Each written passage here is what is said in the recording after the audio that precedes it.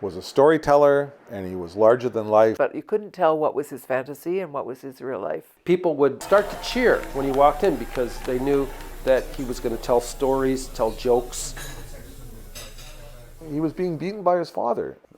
Towering argument resulted in him just leaving home.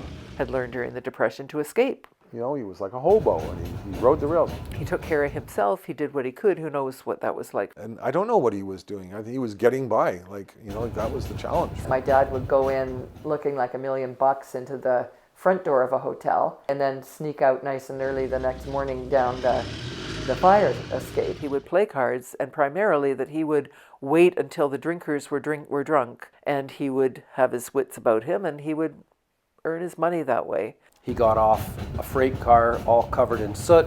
He got himself washed and cleaned, and he went out looking for a job. 2 weeks later, I was in the Royal York Hotel winning poker games, doing just fine.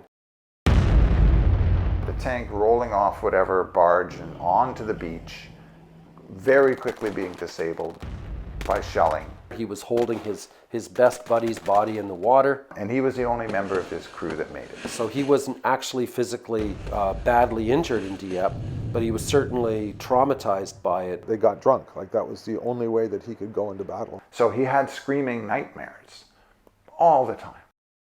Sicily and Italy and beyond in a tank.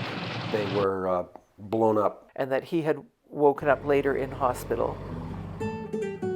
I didn't really know what Passover was about. I didn't know what Judaism was about. He'd left his faith when he was 15, when he left home. They were easy to spot because of the way they were dressed. They were obviously Jews, and the kids would pelt them with stones. And I could see that my father was probably carrying an awful lot of other painful stories that he'd never disclosed, being hated basically in a racist and anti-Semitic way, and you're the only Jewish family. I started to see my father in a very different way.